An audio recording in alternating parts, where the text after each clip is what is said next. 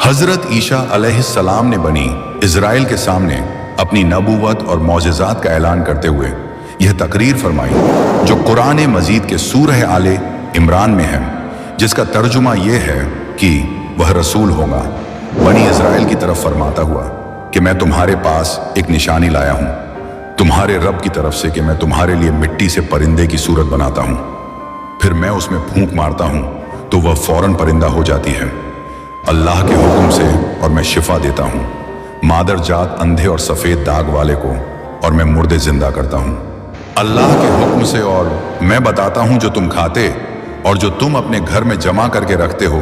बेशक इन बातों में तुम्हारे लिए बड़ी निशानी है अगर तुम ईमान रखते हो। इस तकरीर में आपने अपने 4 मौजिज़ात का ऐलान फरमाया। नंबर 1, मिट्टी के परिंदे बनाकर उनको फूंक मारकर उड़ा देना। नंबर 2, मादर जात अंधे और कोढ़ी को शिफा देना। नंबर 3, मुर्दों को जिंदा करना।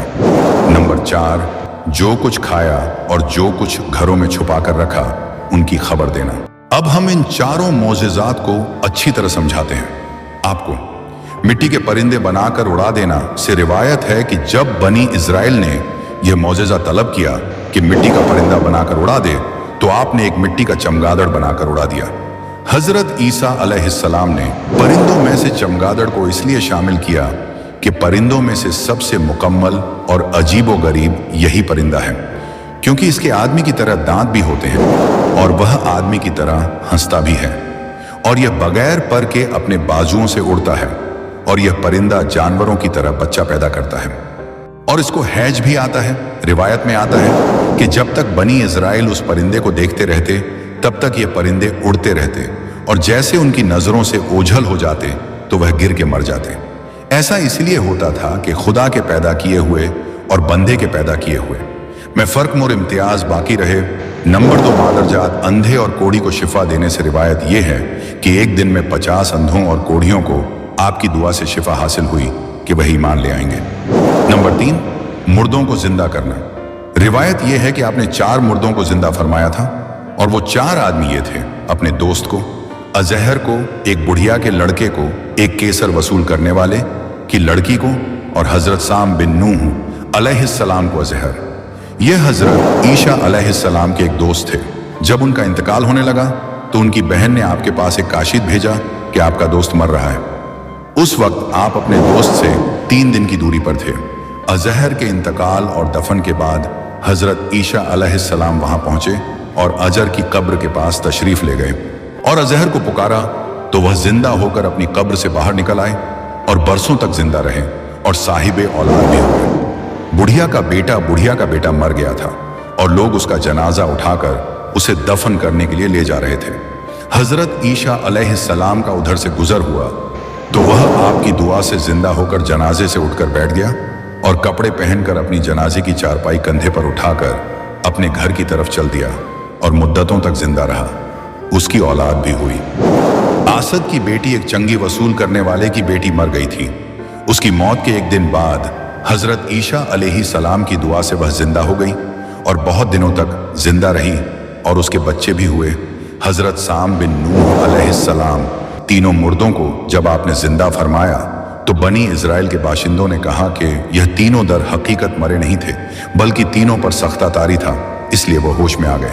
लिहाजा आप किसी पुराने मुर्दे को जिंदा करके दिखाइए।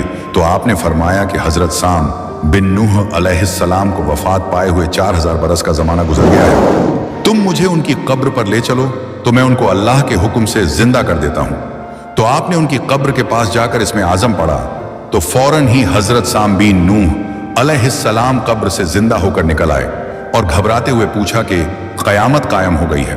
फिर वह हजरत ईसा अलैहिस्सलाम पर ईमान लाए। फिर थोड़ी देर बाद उनका इंतकाल हो गया। नंबर 4, जब कभी घरों में माँ बाप कुछ चीज खाई और कुछ छुपा कर दिया करते थे। एक हदीस शरीफ में है कि हजरत ईसा अलैहिस्सलाम बनी इजराइल के बच्चों को उनके माँ बाप जो खाते और जो अपने घरों में छुपा कर रखते उनके बारे में बता दिया करते थे। जब उन बच्चों के माँ बाप ने उनसे पूछा कि तुम्हें इन बातों की खबर कैसे होती है, तो बच्चों ने बता दिया कि हजरत ईसा अलैहिस्सलाम उन्हें बताते हैं। यह सुनकर उनके माँ बाप ने बच्चों को ईसा अलैहिस्सलाम के पास जाने से मना कर दिया था कि हजरत ईसा अलैहिस्सलाम जादूगर हैं।